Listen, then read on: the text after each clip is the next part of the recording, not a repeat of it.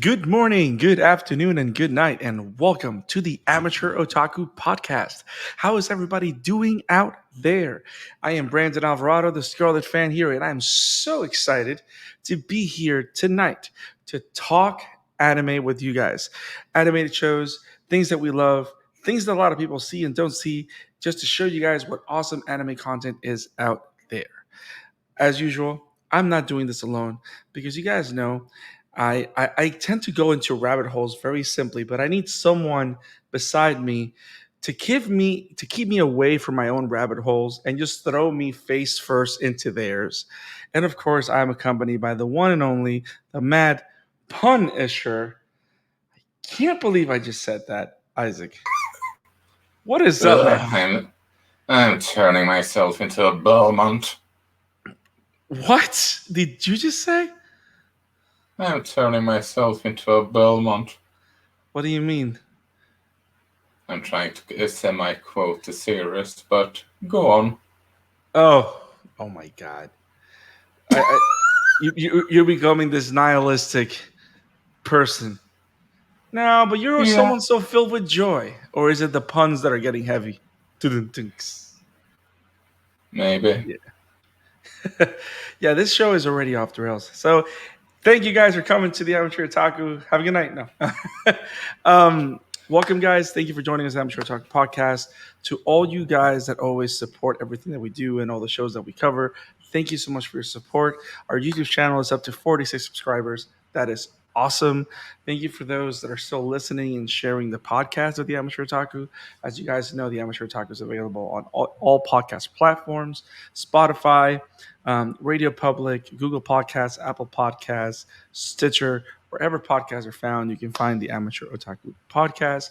Also, if you're finding us on YouTube, make sure to subscribe to our YouTube channel.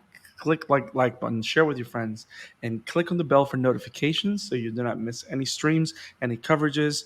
Every week we are covering My Hero Academia, the show, season 5, and the manga.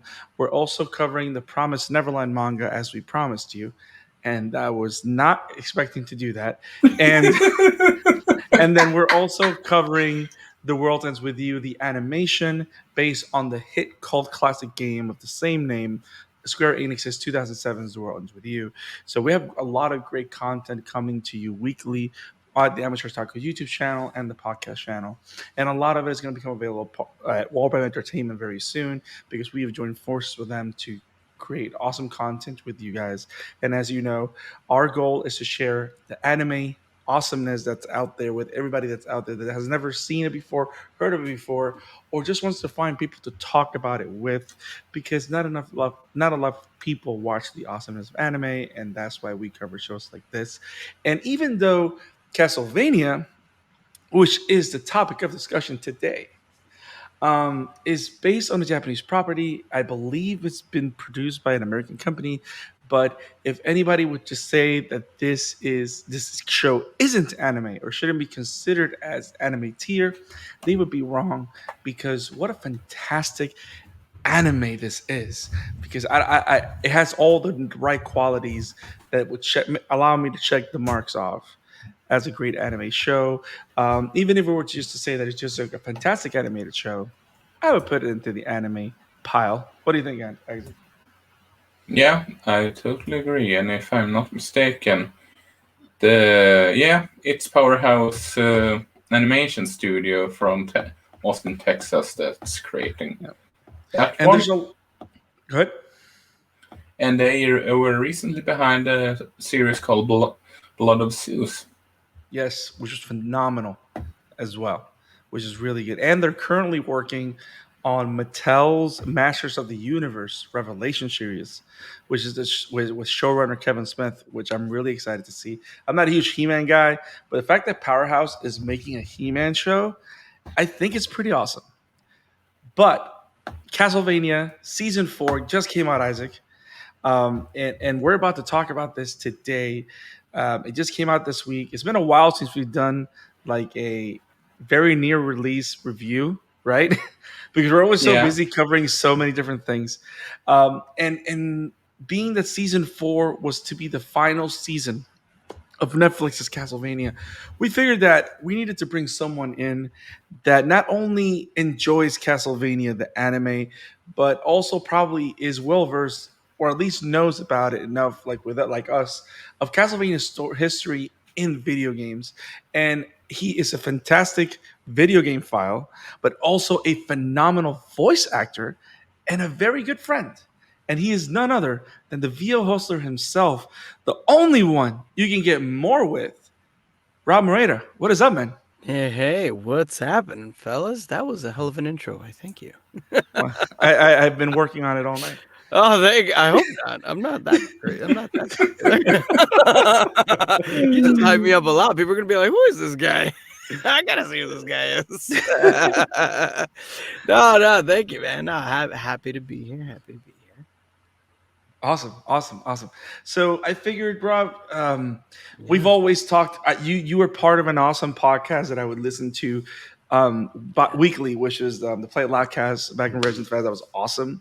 That's kind of you've always been a friend of the family because you're a good friend of my cousin Mario, good friend of me, of course, and also the fact that I found out how well versed you are in video games through the stories that I've heard when you used to live with Mario, and then all the story with Jeremy and everything going on.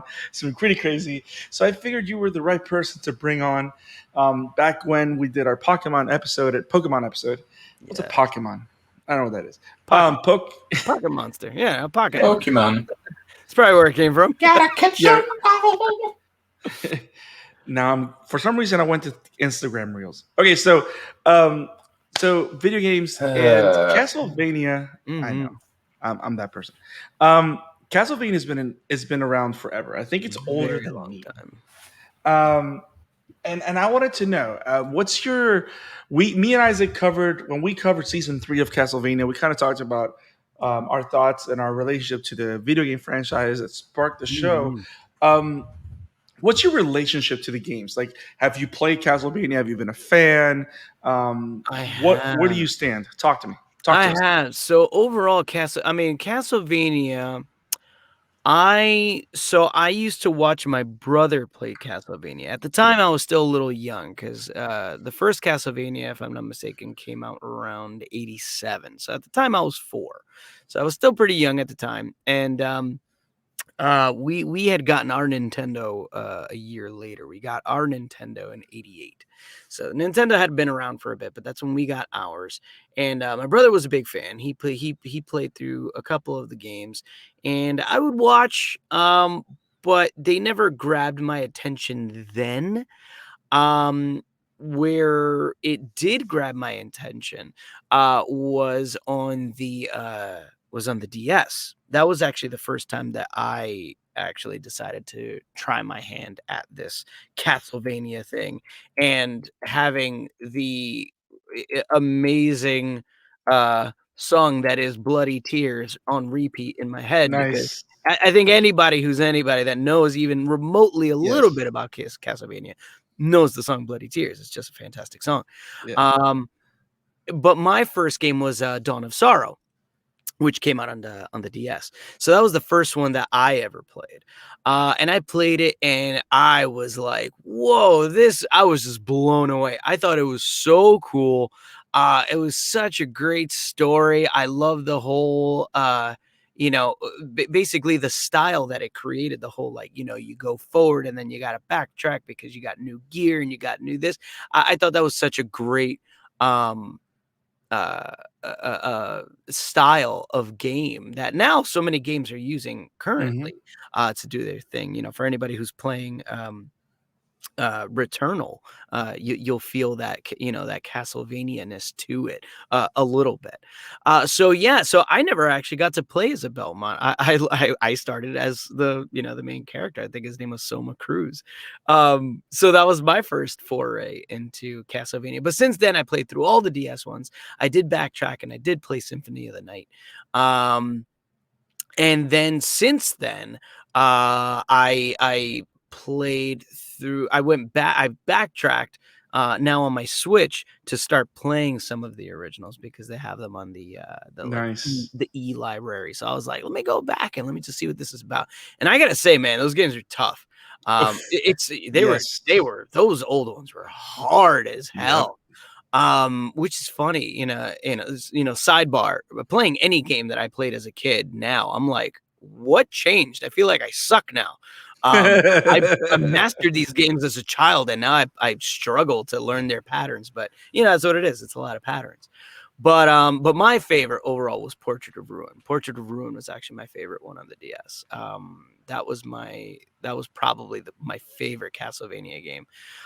From that, though I do absolutely see the love of Symphony of the Night. Symphony of the Night was a pretty fantastic entry. I think the big draw with Symphony of the Night is I think it's one of the few ones that the main character is a supernatural character in and of Right. itself. Exactly. And And that's absolutely alluring, just right, right off the bat. I mean, and not only are you supernatural, it's like you're Dracula's kid. That's right. fucking cool as shit. Who Yes. doesn't want to play Yes. as Yes. Yes. Dracula's kid? Let's Yes. Yeah. let's do And it. it's not like the old weird Nintendo game Kid Dracula. That's not what we're talking about. Right. We're talking about No, it was cool. It was like a slightly ramped up visuals.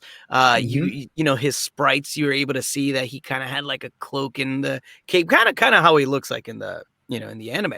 The outfit is very similar, so it was cool. And the fact, like, when he ran, he left that like blue glow. Like, it was so cool. He was such a cool looking character. Yeah. And you mentioned a lot of the awesome things that make Castlevania what it is, and it's that Castlevania is I think is one of those first franchises that was truly immersive. Like the only way you were really gonna like get the most out of that game, it's either you grind super hard because it's hard, but also you get into the world and you get Yes. into every nook and cranny, and it's all Oh, about yeah. exploration. Yep. And what a great mechanic, the idea of going back. Because when you think about it, when you're making a game, especially back then, that you really didn't have, I don't know, gigabytes to spare, back then, that's how creative the creators were. Like, okay, we don't have a lot of space to create this great world, but Yeah. what if we make it so you can go to the same place again, but it's different somehow? Yeah. How do you make the most out of what we can fit? Exactly. Yeah, And literally, totally. if you go to all the different Castlevania games, most of them take place solely in the castle, but there's Yep. always something different. Yeah, It's either yeah. different time It's frame. within the castle, on the roof of the castle, the Right. basement or sewer area of the Yep. castle, but it all stayed for the most part in technically one location. Yeah. And that's pretty phenomenal. The fact that a Yeah. whole franchise built on that concept, of that idea, is still Yeah. going strong. And the fact that people love it so much, like, Yep. it is a mechanic that it's not like from a game building perspective works, because it's saves on resources and real estate in terms of levels, Mm-hmm. but people love it. They keep coming back to it. Yep. I mean, the fact that there's a term now called Metroidvania Yep. is Yep. hilarious to me. But Yep. it had to be created so that people understood what kind of game it is. Obviously, Metroid is the first part of it, because Metroid also follows a certain kind of scheme of Yep. the same style. But that's the thing. These games, they had a style to them that now games are adapting, because they realize this is an old concept, but it absolutely still works. Right. Yeah. Right. But yeah, the music it's so immersive, so awesome, and to think that so many, a lot of these things, I don't know why, but I feel that, and I know we're not going to jump into the series just yet, but season 4 in particular is is the closest to the game that I feel that I've seen of the show. There's a lot of stuff that happens, especially in the last 3 episodes, where I'm like, video game logic, but in the best way. You know what I mean? And I'm glad that you pretty much mentioned all the things that the main Castlevania is just phenomenal. And not only that, the idea that it's built on on just particular twist on lore that's very popular lore. It's not like lore that's exclusive to the game. There is lore and story exclusive to the game, but we're talking about Dracula. Like you hear about Dracula everywhere. Yeah. But the fact that you take this idea of Dracula, make it their own, and build this entire franchise that's scored for years, because it was. I mean, Dracula's always been like one of these legends that whenever you hear it, you're always it's interesting. It captures the imagination, or it captures, or it shows you your fears, one or the other. But it's always something that draws you. And what a great game. Indeed. Isaac, do you got anything to add on that? No, I don't. I don't really know what I should add on to that part. So, we already spoke about seasons 1 through 3, but we definitely hear from you, Rob. I mean, you've played Castlevania a lot more than I have, and personally, I know most of it because as a musician, of course, there's no way that I can be a musician and not know about the amazing soundtracks that this game has developed throughout the years. But also because I have friends that played it, that know about it, and stuff like that. As a fan of the game, hearing that this show was going to happen, watching that first season and how it grew and blew up, what were your thoughts about this? Well, it's interesting because I think the beauty of Castlevania is that, I mean, if you think about Castlevania as just basically imagine every game that ever came out outside of the Lords of Shadow series, because they kind of live in their own kind of timeline, right, to a capacity. But the games take place between the year like 1000 something to the year like 2030 something. Like that's the span. Like the game spans 1,000 years. A lot can happen in that time. So when they said that they were going to have a series about it, I was like, oh, this is so cool, because there's so much that they can add in and still remain faithful to the overall idea of Castlevania. Like if the series was like another entry in the games. Exactly. So they had the liberty to be totally free to create, its own kind of, history within the overall timeline of Castlevania, and it'll absolutely fit, and you'll never be like, oh, well, they didn't include this. Oh, but they didn't include that. On the contrary, when you're watching Castlevania, it's almost like you're expecting a new experience. And when they add in those things that you remember, you go, oh, they included the blank. Oh, they added the this. So it's a bigger appreciation, as opposed to, like, you don't go into it waiting to see what they left out. You watch it to see what they put in. And I think that's what made the series work so well. And that's why I was excited. It was kind of like a exciting to see what they were going to do and what they were going to tackle, and how they were going to handle the whole Dracula story. But I was confident that it was going to be something interesting for sure. I need to ask you this question because of your line of work. What a fantastic cast. Yeah, I mean, obviously as a voice actor, that's like the first thing that attracts me is the voice cast and what they did. And wow. I mean, they really knocked it out of the park. I mean, they had some ridiculous talent. First of all, I mean, Richard Armitage did. I mean, him, James Callis, and Alejandra Reynoso. I mean, just the three of them, they all did such fantastic jobs. But besides how great they were, obviously our leads, it was so cool to get Bill Nighy. I was not expecting Bill Nighy to be in this. And to hear him as Saint Germain, I was like, wait a second. And it's funny because he has that voice. The minute he spoke, you're like, wait a second. I know that guy. I know who he is. So I thought that was so cool to have somebody like him tied to the series. I thought it was really cool. But yeah, everybody did so great. And what was awesome is that nobody was so with anime, I feel like actors, or not. It's not the actors. I feel like there's this yelly quality to anime. They're always really loud and yelling, and it's Yes. incredibly animated. But almost every character in this was so subdued in their performance. And I felt that added so much to the characters because the intensity wasn't relying, their intensity didn't rely on them being loud.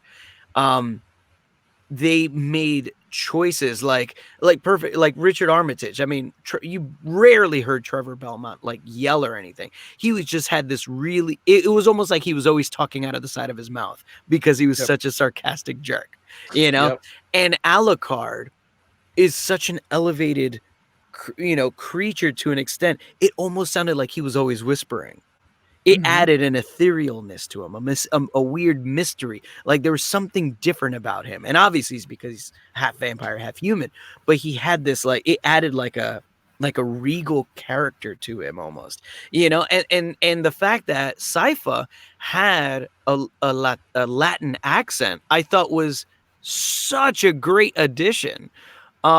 Because I don't know if Alejandra Reynoso herself has an accent, but the fact that she used one for Sypha, I thought was so great, and it showed how big their world is. Right. It wasn't just perfect English speaking people with these, beautiful British, RP accents speaking. It was like, no, it was like they have all these different types of characters in here, and it was just overall I was absolutely stunned with how great they all were. And I like how the series. One of the things that I like the most is the fact that I was one of the biggest surprises to me was like when the first season was like, I think it was like 4 episodes, I think it was, or something like that. I like how it became like a proof of concept kind of thing. Like they did it very small, very simple. Like you didn't literally go to the castle at all. And it was all because it was all to show, this is what we can, like, these are the toys. This is what we can do with these toys. And as soon as they came out, they instantly greenlit season 2. And it was like twice as long.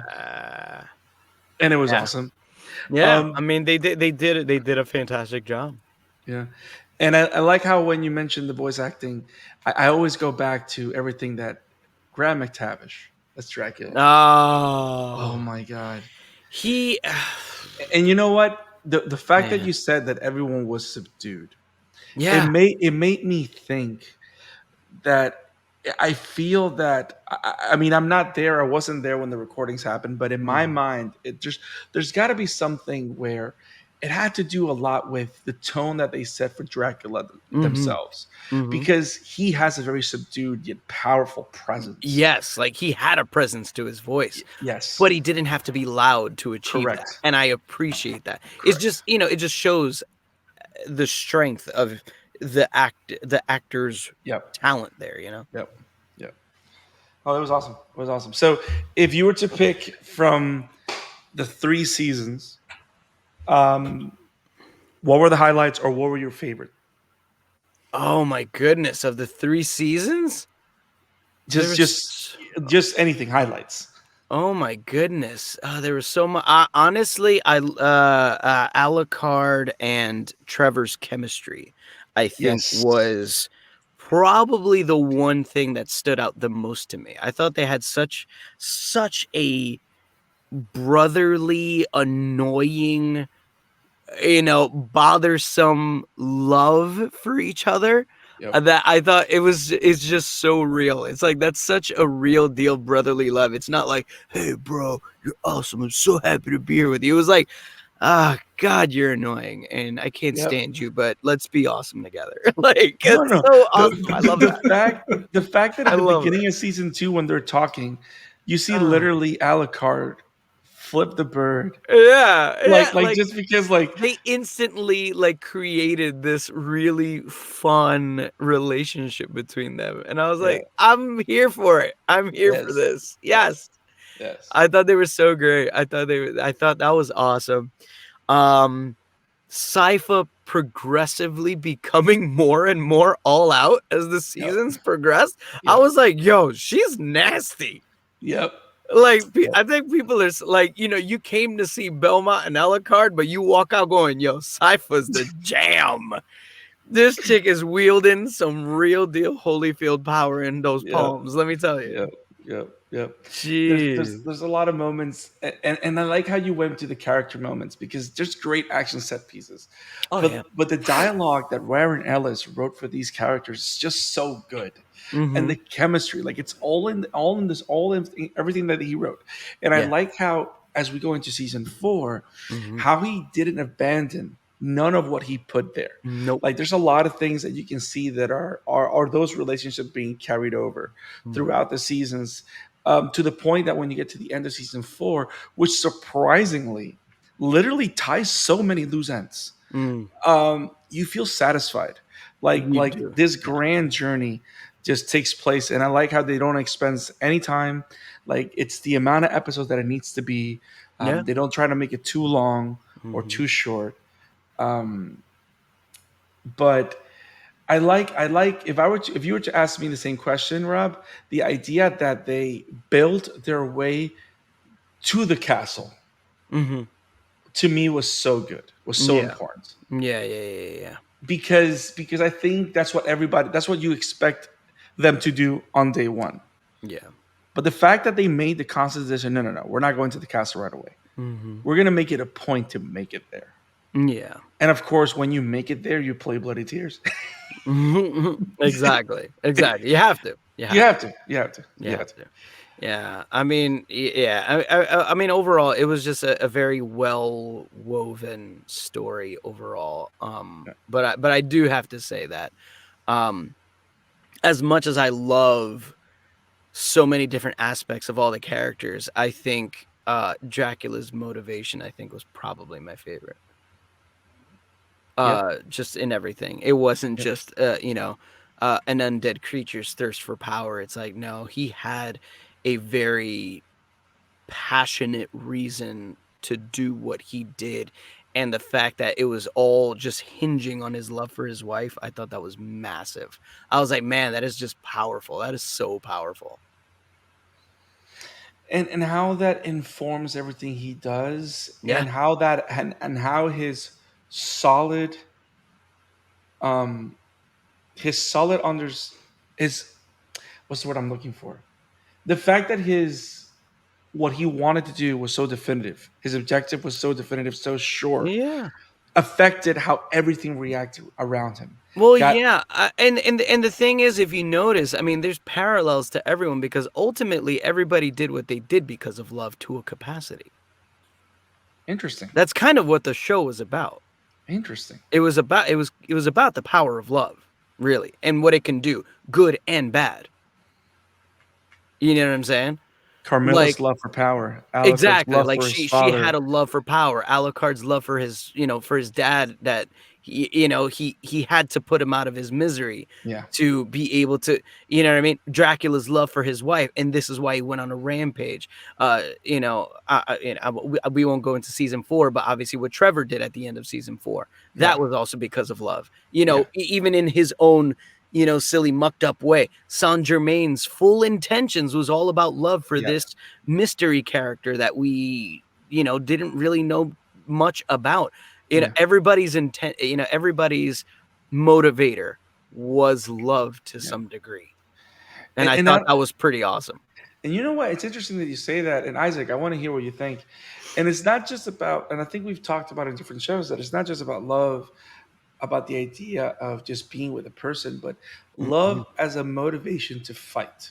Yes. And I think that's Yes. that's that's the main prerogative. I think from that argument, it's like love as a motivation to fight. Like Mhm. because you love your family, like that's why the Belmonts defend Yes. whoever they need to defend. That's why Dracula's doing this, and the different shades of that. Like you have love, then you have obsession, then you have Mhm. and all those different shades. I never thought about it that way. That's very interesting. Good point, Yeah. Isak. Yeah. What are your thoughts on that? Yeah, I didn't think about that, but now that Rob mentioned it, yeah, I can see the parallels of what you're saying, especially if you think about the ending of season 4 that we're going to get into later on, considering it. It sort of feel like the series comes full circle, if you know what I mean. Yes, in many ways. I think the final season and the final moment of the season pretty much put a stamp on everything, the stamp of love, Mm-hmm. and then flashback to Back to the Future.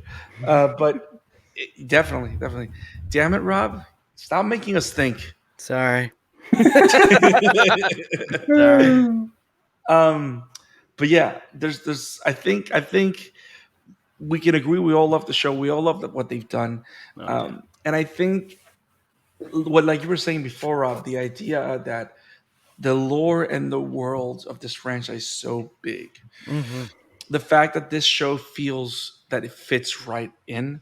Mm-hmm. And it's funny that it's interesting how you can find that this show feels so original, but at the same time it feels so faithful. And I think it's very rare to find those two things coincide and have cohesiveness. And I'm really happy that happened with this show, because this was one of those shows that when I heard it was coming out, I was like, okay, I want it to be awesome. And then it was. And I was very happy. So I think it's about the time, guys. We know how we feel about season 1 through 3, but season 4 came out a couple days ago. Yes. And I think we need to have that conversation. Yes. Guys, season 4, Yes. Castlevania, 10 episodes. The series, as we know it, is over. So coming out of season 3, we have the introduction of the Infinite Corridor. We have the idea of Saint Germain being lost into that weird place with a lot of bookshelves. We see, I gotta say that the final battle at the end of season 3, where Trevor uses both whips, that's like, oh my god, Epic. yes. And of course, Sypha evolves and finds lightning, which is, of course, lightning is always better. Yes. But season 4 starts very interesting, and I love the way it does it. It starts with a 6 weeks ago thing, Right. and I like how it's all battle. It's like a battle royale, but literally to show us. But I like it how they're great action set pieces, but like we spoken before, they're doing it to facilitate the understanding of how our characters are feeling. It's not just for the sake of showing battles and action. It's because they're trying to let us know, hey, they're tired. You know what I mean? Yeah. And what a great way to start the show. Because it makes you think. That's what they've been doing. They through that prism, they're introducing the idea that night creatures are becoming a lot more active. Then we have the different plots and ones from going from different areas, but also the characters that we know and love are not in their tip top shape.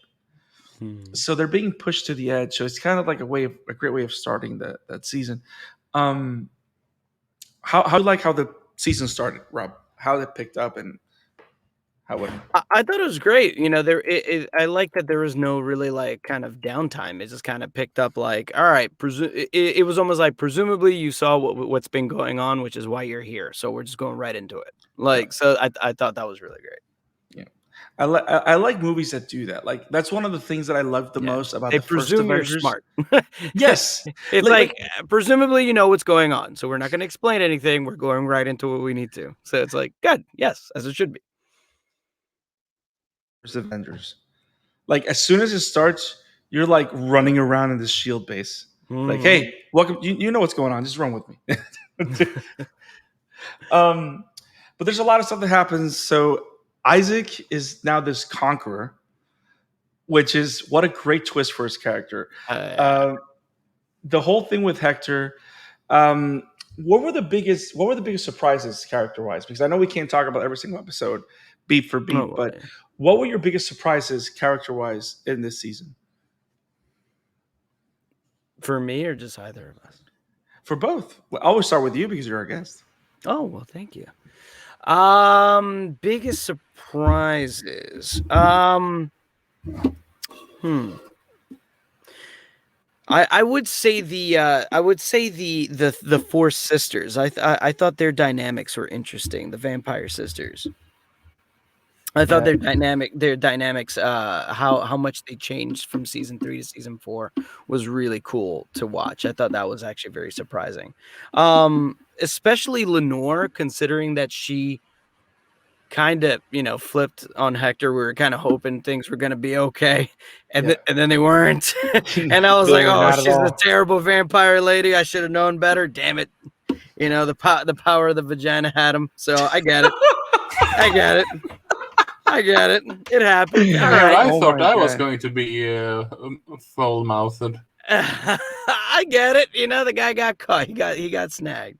But it showed that at that moment she was so about Camilla's plan, and then to show how the idea of that started to shift.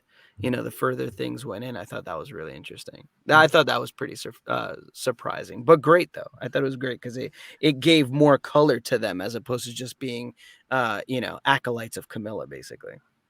And you know what? I like how you say that because that makes me think of what happened with the other sisters and Mm. how that kind of works their way through the different characters. Because Mm-hmm. one of the things that they've put since the beginning is the idea that Dracula was this overwhelming figure of power, Right. that everything revolved around him. But once you Mm-hmm. eliminate that symbol of power, which Right. is what happens in season 2, Yeah. either all hell breaks loose, but also you got to think that all these people that depending on that as a north or as a direction have to figure out what to do. And I like how in season 3 it's all about, at least with the sisters, like they're all starting to, okay, we're gonna follow Carmilla and all this Mm-hmm. stuff. But one of the things that I see as a theme throughout the entire season, especially for all these supporting characters like Isak, Hector, um, the three sisters, right, is this idea of them developing agency for themselves, them becoming characters that make decisions for themselves and not dependent on others, Mm-hmm. and how that particular idea of acquiring agency, and of course Isak actually verbalizes this, and he's in the brief monologues that we see him having, um, make him such complete characters, and characters that I would like to see more of if I had the opportunity. And how much a character being able to decide what they want makes them that much more interesting.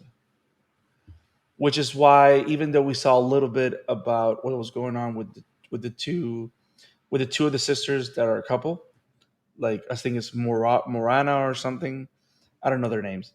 Apart from the fact that she has an awesome Daybreakers knight armor, that Oh looked, yeah, that armor was dude, awesome. that was amazing. But I I was like, like whoa. and I like the dialogue that they have because Yeah. it's them literally trying to. Striga is who you're talking about. Yeah, yes, Streaky. Yeah, Yeah, it's Murano all was the other one, the one that was with her. yeah, and it's all about them trying to figure out what the next step is for them, whether they're going to follow this person to whatever they Yeah. take us, or are we going to do something for our own sake? Yeah, and I thought that was great. Right. I thought that was awesome. Like the independence of them, it added color to their characters, Yeah. which I think was needed. Mm-hmm. Yeah. And then it's funny because we've always seen, especially in these kind of stories, that whenever Mhm. you follow your own greed or follow someone else's direction, you end up in the wrong side of it. Mhm. Saint Germain, Oh, jeez. from a knowing scholar to megalomaniac alchemist. Mhm.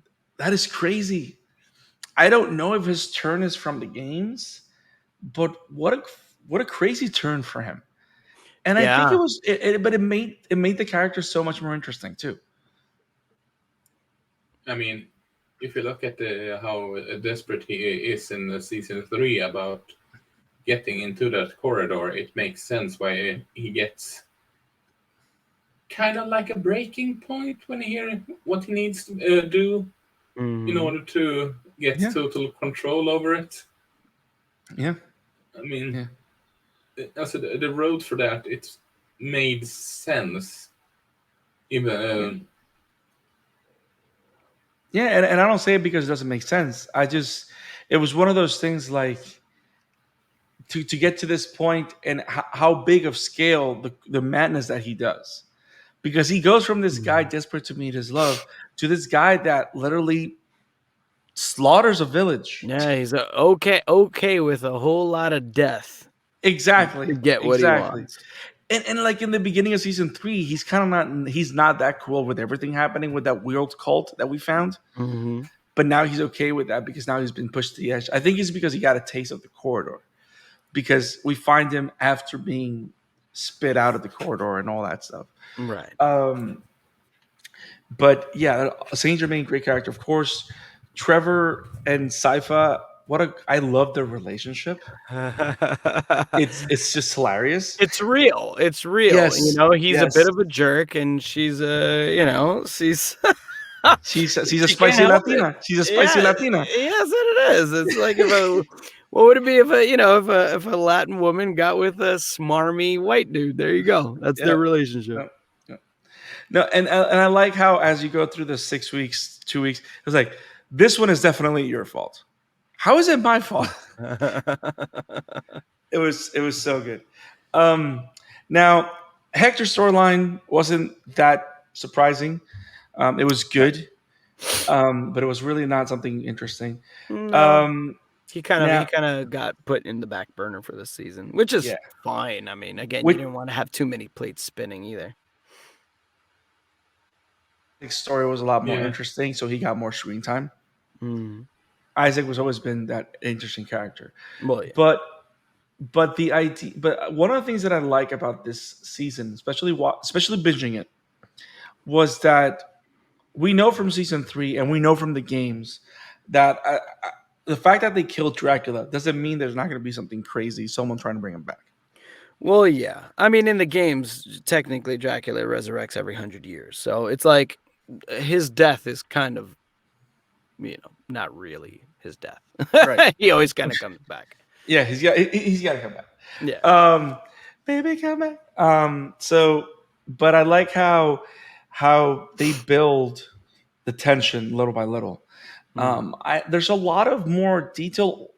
There's a lot more in this season and here's where I go with video game logic. There's a lot of stuff that happens with no words that I enjoyed. Like, for example, as we know, and of course, this is a spoiler episode. So, guys, if you have not seen this, I don't know what you're doing here. But this is a spoiler review of this. So we know the big finale. Was that? Spoilers. I put spoilers in the title, so don't you worry. Oh, thank you. You're a great person. So we know what happens at the end, right? Which I don't want to go into like the final battle, but the idea that a weapon is formed out of multiple pieces and artifacts, that is so video game. And the fact that we see him find these pieces throughout the season. Mm-hmm. Like there are little moments here and there where he's not saying anything, and the entire camera or shot is on him finding something, looking at something, and just putting it in his pocket, like hiding under his sleeve and doing this thing. Like those little moments like that to me made me go, ha. Yeah. You know what I mean? There was a lot of that this season. Yeah. And like the idea of death, and like we know who death is. Like the Grim Reaper's always been like a big boss kind of thing in Castlevania. Mm-hmm. There was a lot of boss battles in this show, in this season. Yeah, I mean that was definitely like the boss battle for sure. But there were several boss battles. I mean, Isak going up against Carmilla was absolutely a boss fight. Yes. That was an absolute boss fight, especially the fact that she, was slaughtering night creatures like nothing. Yeah. And the fact that she like these powerful vampires have different forms. Mm-hmm. This is not even my final form. And like they're like getting wings, and like their eyes are getting red, and all these things. We had So two you're great saying that cats. they. So you're saying that they had to summon Dragon Balls. Is that what you're saying? Wow, maybe. Um, but we had like two big castle raids, which was awesome. Right. But even though we had two big castle raids in one season, I like how everything, the pacing of the show was phenomenal. Mm-hmm. Was I the only one that felt that? Like the pacing, like everything felt like it happened Yeah. separate enough. Nothing felt too crowded. No, not at all. I It thought the was, fight scenes were insanely well animated. yes, Yeah. yes, yes. I might have liked maybe 5 minutes more of an episode at times, but sort of like because it could just you could have had one scene a bit longer or anything, but I don't think it was sort of like went like I Didn't said break in the my experience. Right. no, exactly. It wasn't Dragon Quest Your Story where they did Mhm. the NASCAR car and drive into the ocean and crashed. Now, I rewatched the last three episodes because I wanted to make sure that I caught the last couple of moments. Did you guys notice that the longest episode in the series is episode 9, which is the entirety of the siege on the castle? I mean, that makes sense. There was a lot going on there. There's a lot going on, and I like the fact that they did it on purpose. You know, because every episode is like pretty well timed. They're all 23 or 24 minutes. Right. But they made the conscious choice, like, no, this was going to be 31 minutes. This is the one. Yeah. And I mean, there were some big battles, and and obviously, Trevor and Sypha making their appearance again next to Alucard was like, yes, yay, things are yes. going down. It's going down, guys. They're back. Yeah.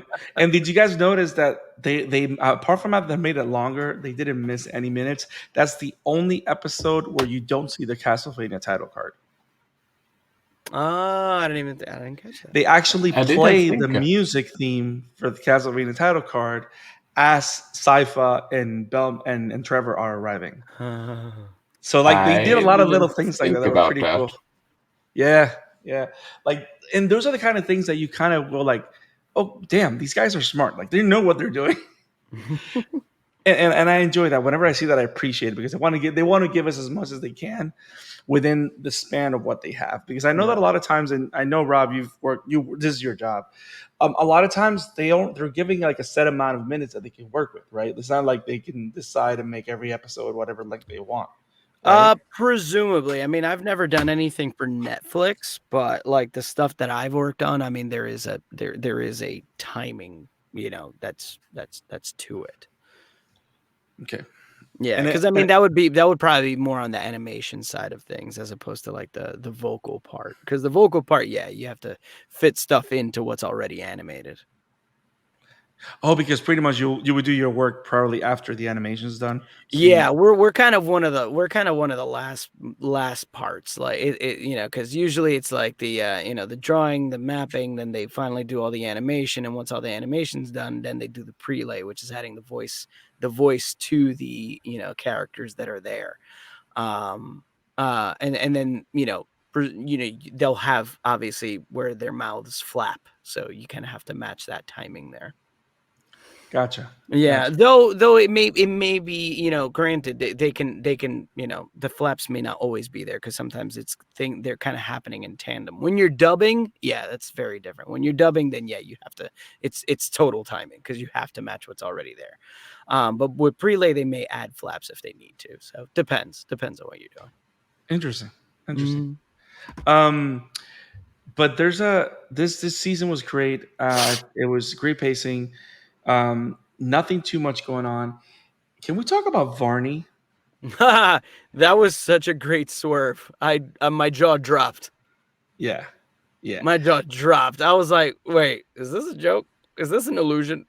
No. But here's the biggest thing though. Did anybody get flashbacks of Peter Stormare's character when they introduced this one? Like you know what I mean? Like, what was the name of that one? Blood. I don't remember the name of that guy. The fact that The they vampire hired, Viking. and the fact that they hired Peter Stormare as Viking vampire was just perfect. Yes, it was. Do we know who did the voice for Varney in Castlevania? Because he sounded kind of familiar. He did sound familiar. I don't know offhand. See if I can find that. I tried to look it up previously, but Malcolm I can't find McDowell. anything. Malcolm McDowell. There you go. Yeah, that makes sense. He's very well known. Oh, I know exactly. Oh my god. Yeah, of course. Malcolm McDowell is incredibly Of course. well known. Yeah. Clockwork Orange. Yeah. Well, yeah. Among many. I'm on a many. Yeah. But yeah, it's like the introduction of this character that he's like this unassuming vampire. That apparently he's talking all this grandiose things that he knows Dracula. He was part of his court, and like he's popping up here and there in different moments throughout the show. And I like how every time they put him on, they accentuate the fact that he's annoying. Right. Enough just so that you don't forget who he is. And I love how every time that which to me is an interesting foreshadowing, that every time that he's on screen, they talk about how much he smells horribly. Right. Yeah. That is, his smell follows him. Exactly. Which is another thing that you would talk about when you talk about whenever he's revealed to be death. Right. That was like, no. See, whenever, and I think it was episode 1, I think, whenever Trevor and Sypha find the statue, I'm like, okay, that's where we're going. So we're probably going to face that villain, right?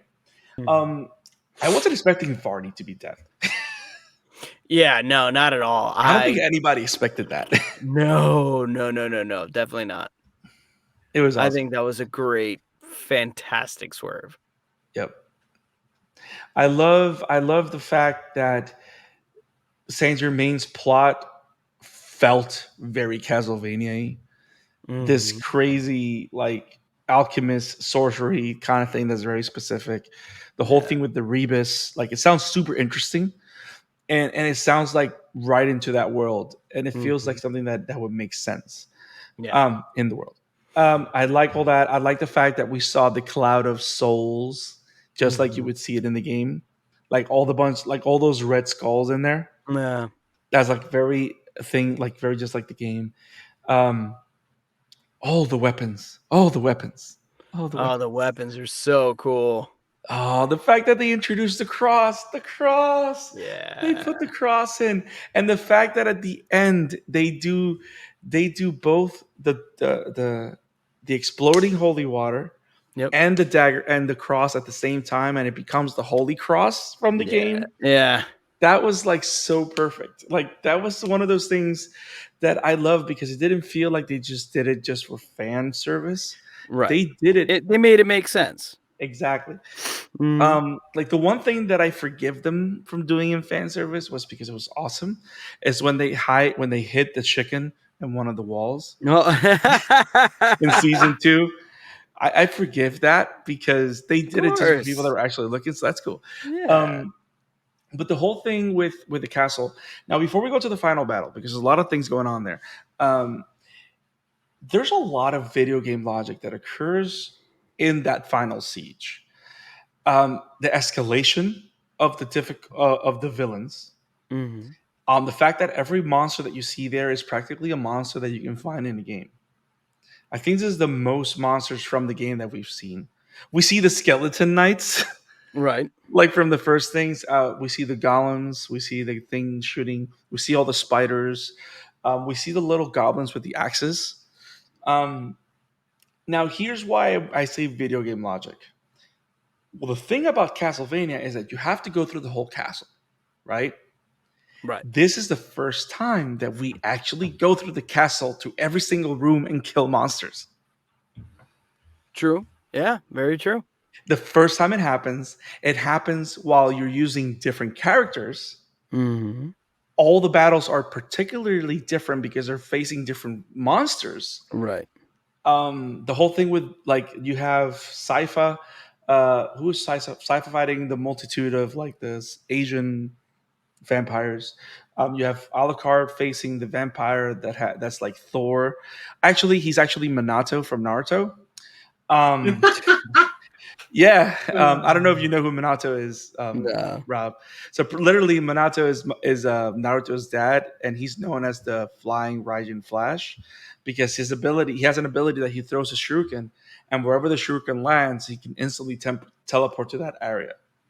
And by the way, this particular episode has so many.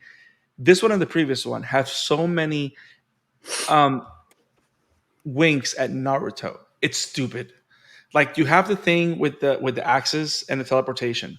The fact that Saifa kills a monster with her hand with lightning. That is a Sasuke move from Naruto. And the fact that when she's fighting all those people in that room by herself, that she has the lightning bolt balls around her and she has a staff, that is Naruto's sage form in the final battles of Naruto Shippuden. So there's a lot of people that like Naruto in this show. So I don't know. Did you catch that, Isaac? Yeah, I did catch that, even though I haven't seen Naruto in a good while. If you ever tried to watch that, Rob, give me a heads up and I can send you a link of what episode. It's not a filler, because Okay. There's a lot of filler. It's a lot of filler. Okay. It's way worse than Dragon Ball with the amount of filler that one had. Although the legendary One Piece has its worst. So, what was your favorite moment of these final episodes of the season, Rob? It's got to be Trevor and Saifa's return to the castle. Like that moment, or from then on? Oh well, no. I mean, overall, the entire season was fantastic. So it's kind of hard to really pick and choose. I thought every episode had something pretty, nuts. But that was definitely one of my favorites, because that was the one that made me actually go, yeah, while I was watching it.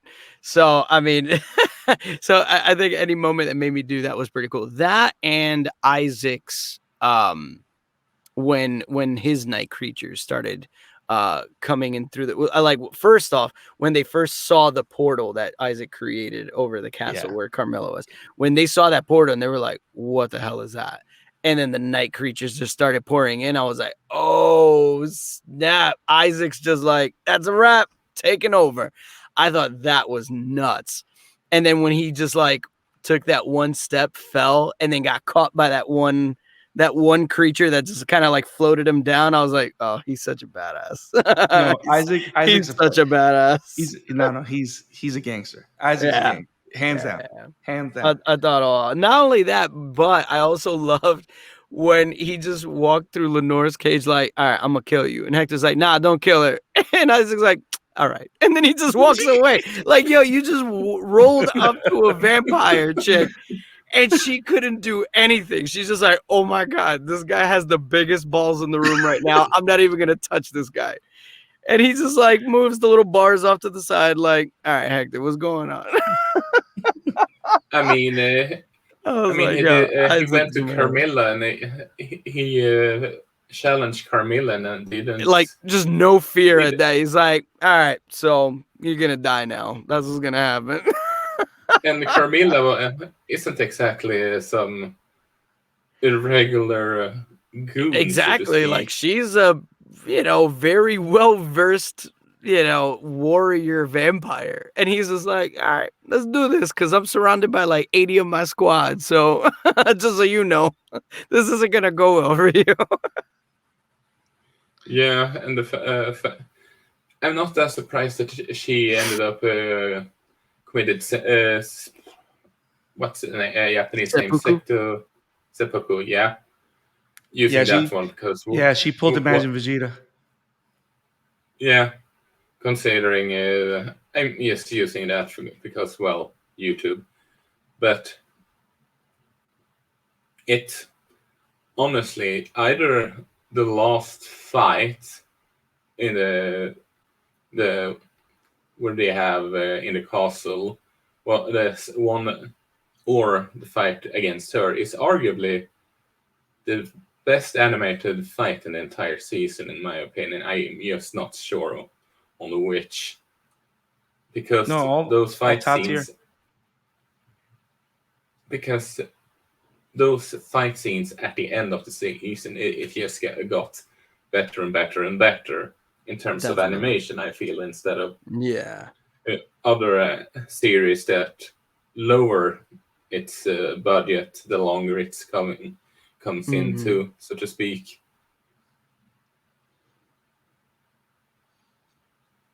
Yeah, I have to agree with you 100%. Like every fight was better and better, and all the fights and the choreographies and the drawings were all very creative.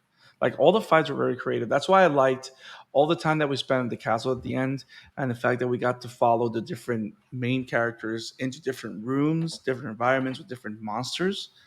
Like those fights were super awesome and super creative and varied.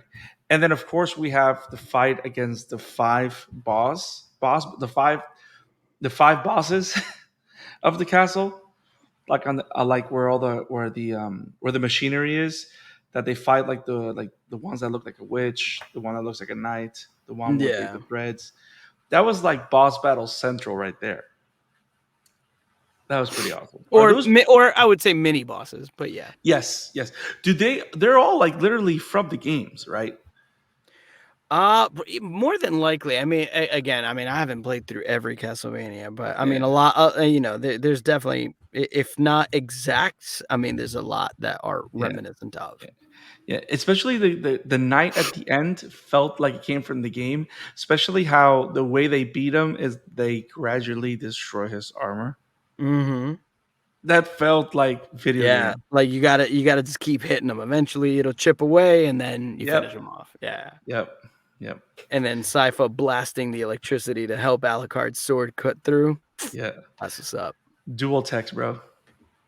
Yes. Dual text. Yes. That's, always go for the combo attack. Prime. What'd you say? Yeah, that's that is classic video game. Yeah, that's for and sure. I like that they do it in an organic way, and they do it as a service to people like us, because we'll look at those and go like, yes. Yeah, that's so good. That's also the beauty of the season and the series, I would argue, because you could look at it. You can, how should I put it? Hadn't you? You can tell someone that this series is awesome, but you don't say anything about it being based on a video game, and the person isn't aware that it's based on a video game, and it presents itself as it is its own thing, so to speak. You could believe that it's just an original tale and not based on something, if that makes sense. Yeah, you get what I'm saying, and that's in my book the best part about it. It makes itself something of its own, while celebrating the franchise as a whole. Does that make sense? 100%. Totally. Are we ready to talk about the final battle? Let's do it. Am I the only one that felt super happy when Dracula wasn't the final boss? Yeah. Same. I don't know if I would say I was happy, only because I didn't think he would be. Fair. Yeah, so it wasn't like, oh, please don't let it be. I'm like, at this point, I don't think it's going to be. So I was kind of already like, all right, once death came up, I was like, if it's not him, he's definitely, close, but I think he's gonna be the dude. And then when he was, I was like, all right, cool. That's what I was expecting. So that definitely plays with what I was anticipating. So it definitely worked. I love the fact that it was death, because it goes back to the idea that they want to use their time well, and they want to show us something new. Like, we already saw the Dracula boss battle. Like, yeah, I mean, and also story wise, it wouldn't have made sense. I mean, Right. okay, let's say Dracula split. I mean, eventually that's what ended up happening. Like, he ended up splitting from his wife, but let's just say he split from his wife, and then he was like, "Rah, I'm a big monster. I want to kill everybody." It'd be like, wait, what? Why? It would be a little too why. It would seem very random. Right. Yeah, it just wouldn't have worked unless they'd like added, planted those seeds earlier on. It just wouldn't have played to all of a sudden just be like, oh, by the way, it's Dracula. Like, what? No, like, why? It was more surprising to see that he was okay. Yes. That was more surprising. Like, oh shit, they didn't just split and like explode and that was it. Like, they became people again. Like, they can live their life again. They can do what they did, what they were trying to do before, what went down in season 1 went down. So it's like, oh shit, they're getting their second chance. You actually kind of root for Dracula. Yeah. Yeah.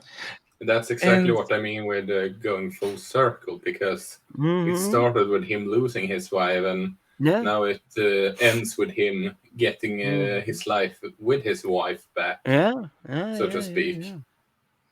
Which is why I feel that we're speaking if we would get a 5th season, first of all, give us some new Belmont instead of Trevor, because I feel that that story is complete. I think we're done there. Yeah, we're done. Yeah, there. that story is complete.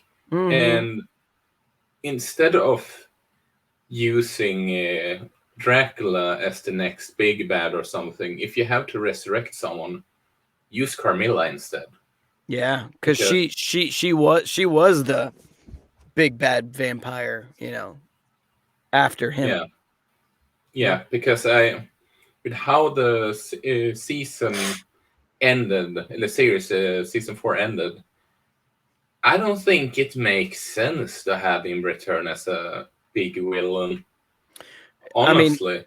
I mean, his motivation was that they murdered his wife. What are they going to do? Do that again? You can't rehash that story.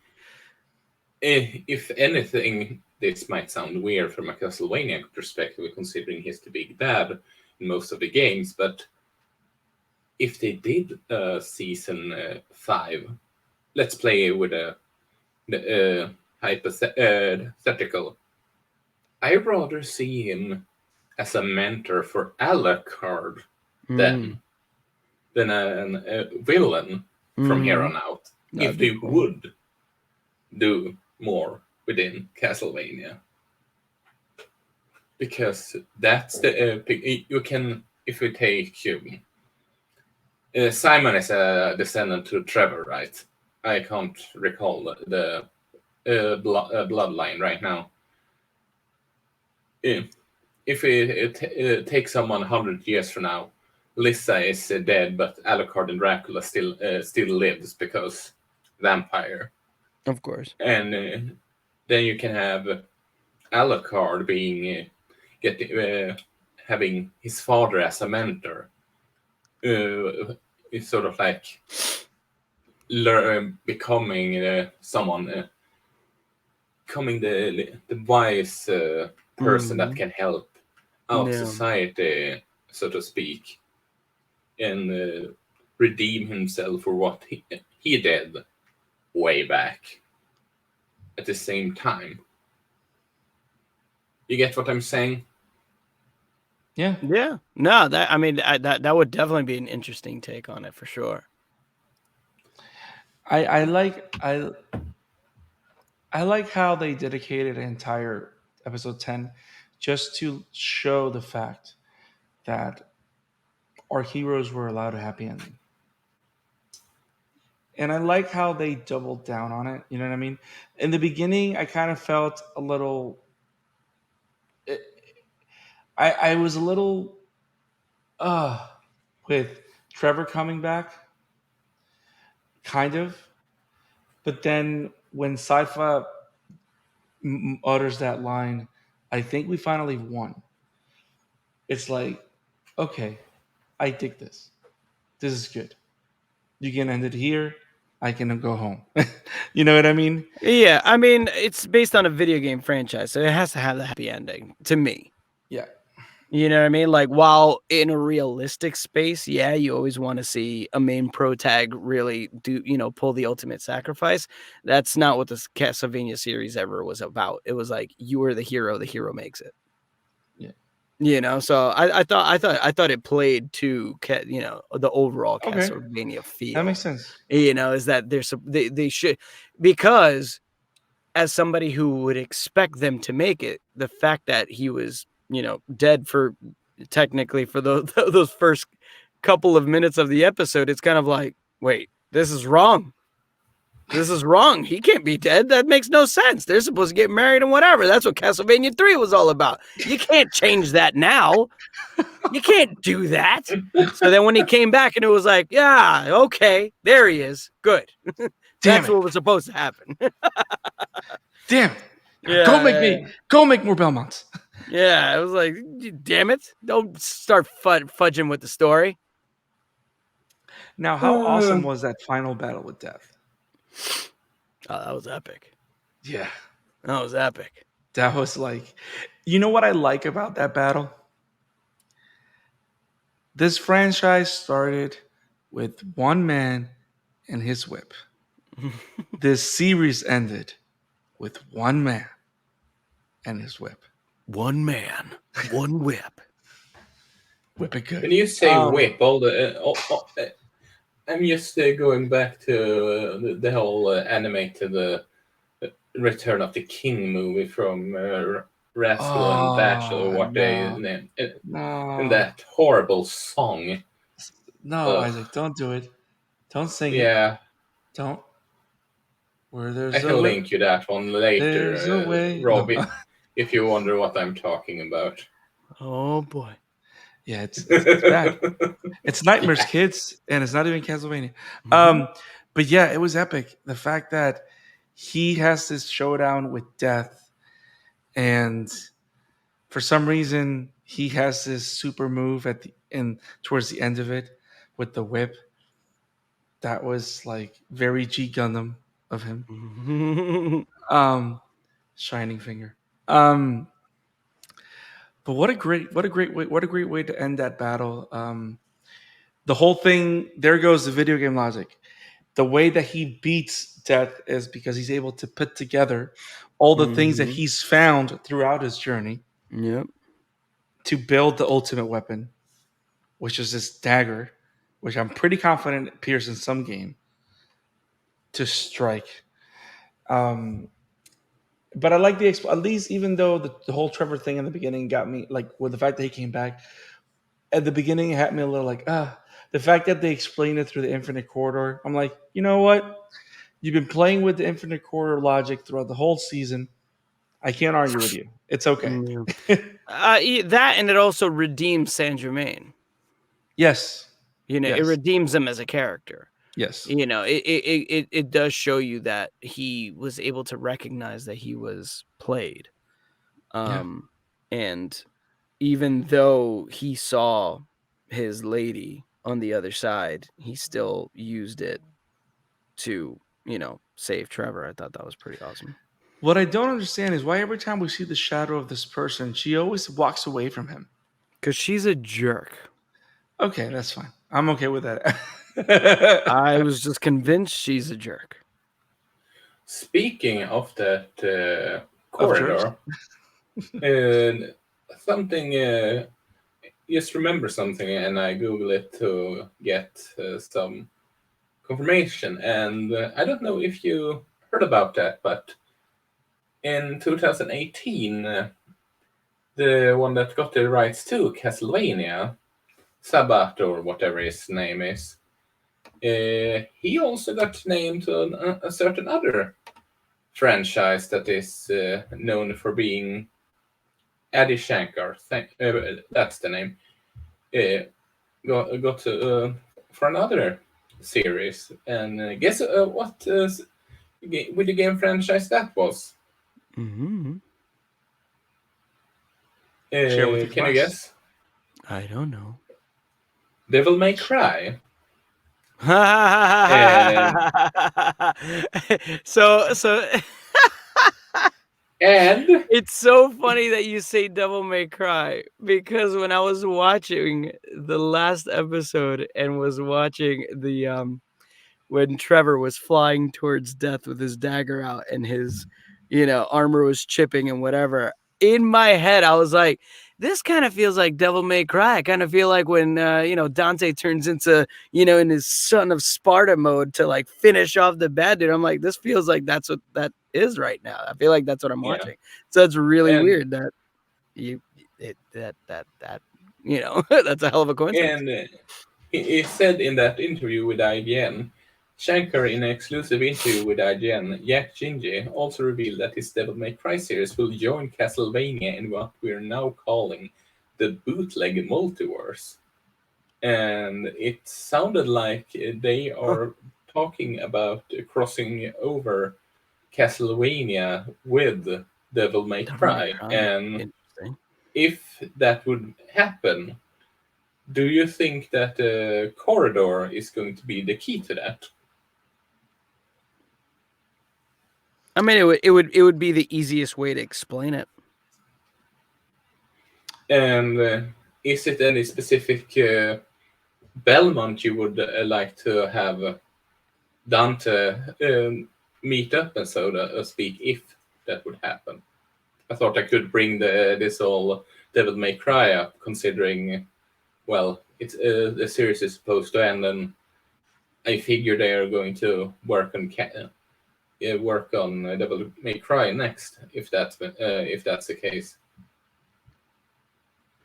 Yeah, that would be. It's tough because I feel like the way they played Trevor, the way they directed Richard Armitage to play Trevor in Castlevania, I feel like he might be a little too close to Dante's kind of Yeah. persona. I think it'd be Yeah. it'd be tough unless they plan on changing how Dante is, but Dante kind of has that same vibe. Yeah.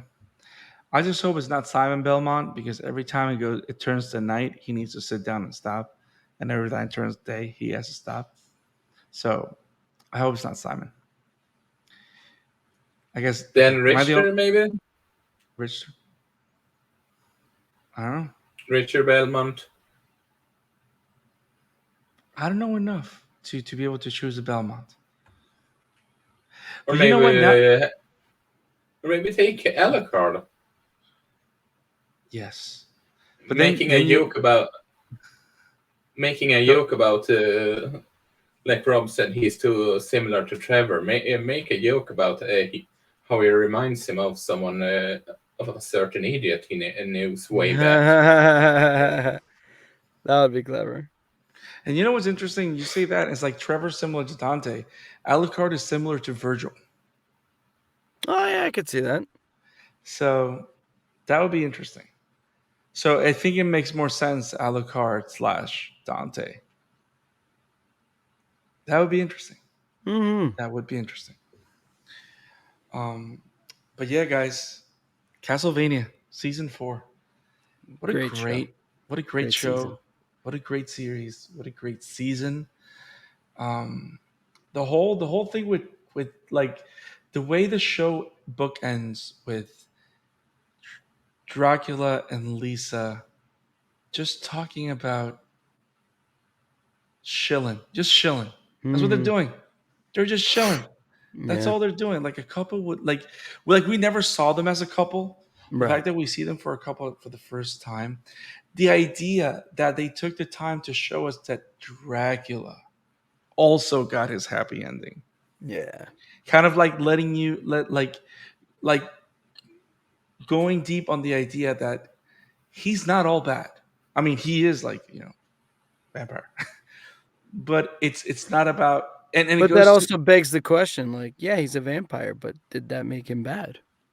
exactly. And it's because it goes to the idea that it's not about who you what it goes back to Batman. It's what I do that defines me. Right? Is that how it goes? It's what he Well, does he with wasn't wearing hockey pants, so. oh my god. Oh my god. I'm not wearing hockey pads. Um we can go all night. But yes, it's good. It's good. I was really happy with that moment because it felt like all of us that really connected with Dracula's suffering, which Mhm. I think was the biggest surprise for me. Like I was not expecting them to help me be empathic with Dracula. Mm. I was not expecting that to happen, and the fact that all of us that went on this journey with Dracula, with Alucard, were able to see them like Alucard being open to love and be with people. Trevor finding a reason to live again. Sypha finding her place beyond the caravan. Dracula finding his love again. Like all those things, all those happy things. Like these are characters with complete stories. That's why whenever you mention Rob that like this is it with Trevor, I'm okay with it because I can't remember seeing a show in such a long time where I feel so satisfied wherever character ended up with. Even the ones that died, I'm okay with. You know what I Mhm. mean? Um, Great job, Powerhouse. This is awesome. Dig it. Totally. So I know Isaac, you mentioned the Devil May Cry thing, and I just saw something from, I think it was IGN that mentioned something about an animator down at Powerhouse that one day wanted to do something. I got to throw this out there. We are the Amateur Otaku. We talk anime. If there was a video game property that Powerhouse could get the rights to today and make a show, which one would you like them to do? Onimusha. Oh my god. Yes. I didn't That have to was think. quick. I didn't have to think very hard about that. Nice. Nice. I That would would, I actually be would, I awesome. would, I would pay anything to see an Onimusha series. That would be awesome. Nice. Yeah, Nice. totally. The Devil Blade. Mm-hmm. Isaac? You take that answer for question first. I need to think for a second.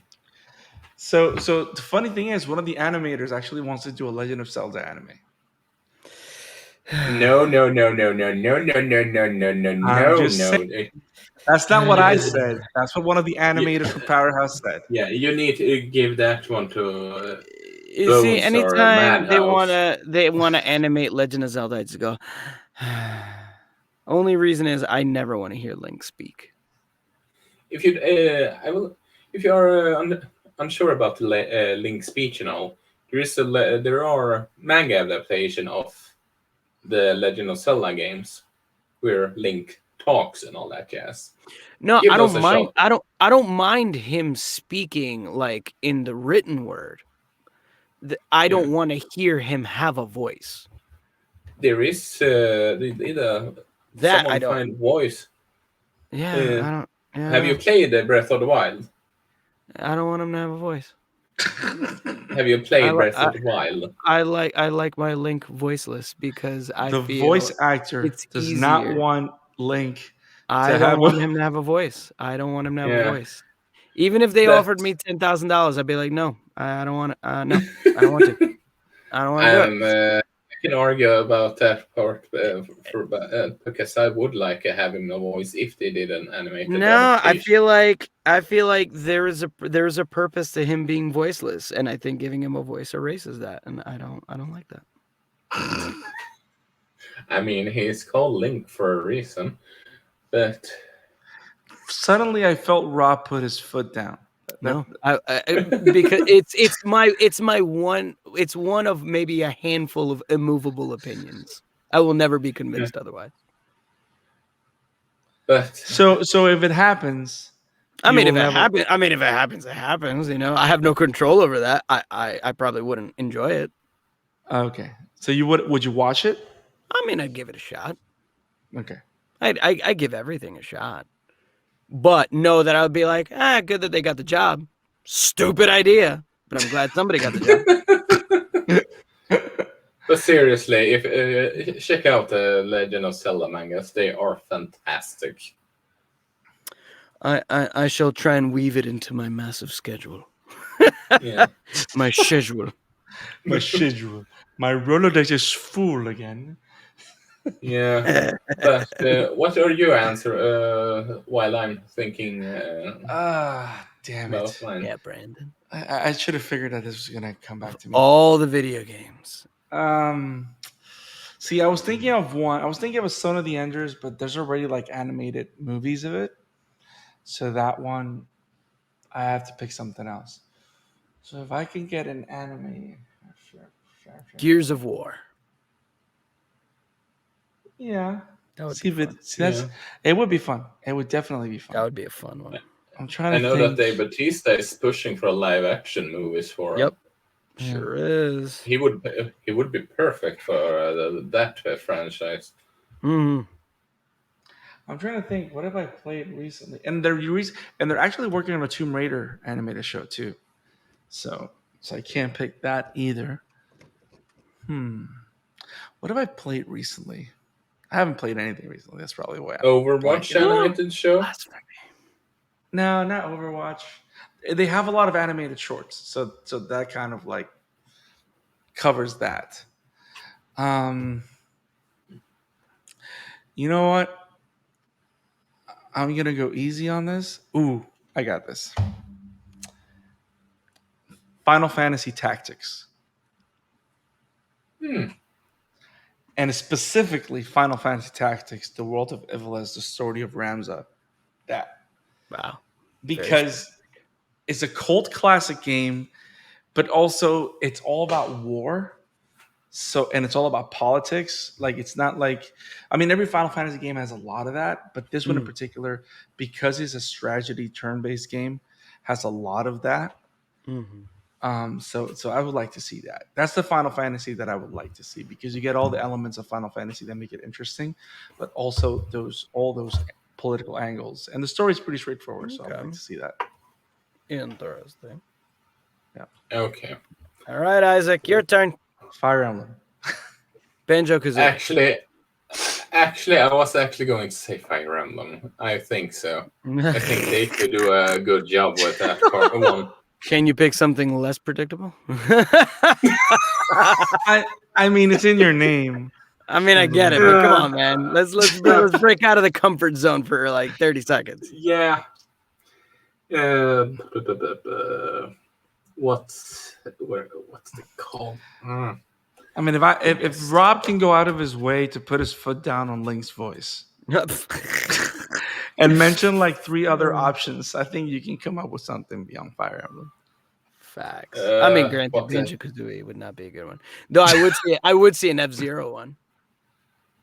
There is an old F-Zero anime that came around the same time as F-Zero GX on the GameCube. Oh. That one is quite hilarious. There you go. I would go with, what's the name of it? I would actually go with either Valkyria Chronicles or Monster Hunter. Monster Hunter. Oh, Monster Hunter would be. I mean, we got a great Mila Jovovich. Oh wait, we're not talking about that. What? Don't talk about that garbage. Yeah, that's Valkyria Chronicles or Monster Hunter. That's what I would pick. Nice. I like the Monster Hunter. I think that's a very rich world. Mm-hmm. That looks interesting. That'd be cool.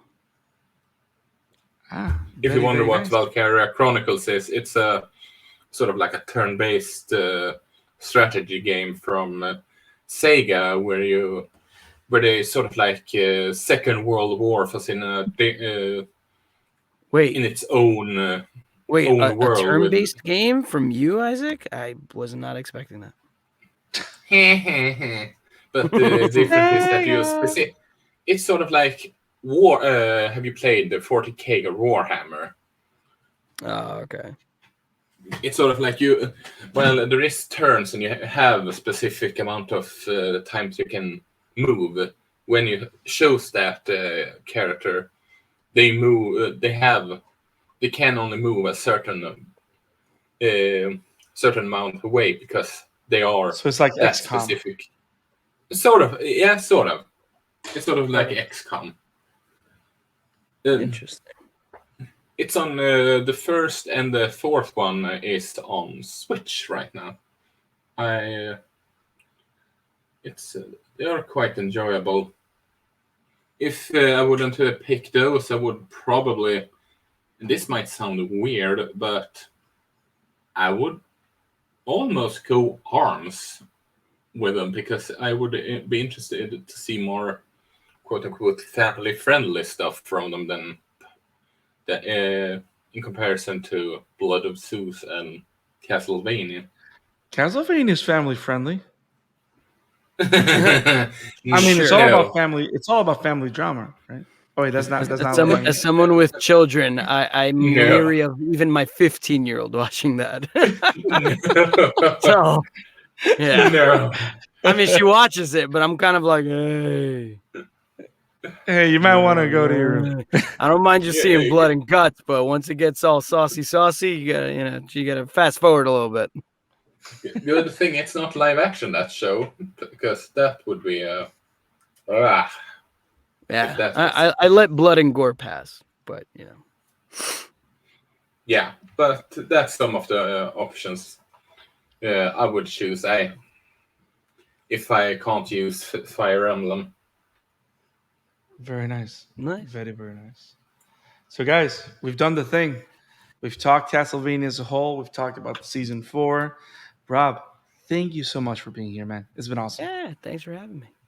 Now, of course, before you leave, I have no idea what you do for a living. Do you? But I did hear that you voiced an anime character in an anime for Funimation. I did. What is going on? So actually, I voiced a couple of things. So, So the first one that I voiced a character in Pokemon Journeys in the latest season that came out. I was a henchman. I show up in like 3 episodes, which is on Netflix, so you can see that. For Funimation, though, I am a character in the Bungo and Alchemist Gears of Judgment. So check that out. That actually dropped about a week or 2 ago. Nice. But you will hear me as the author Sakanosuke Oda. So he's pretty awesome.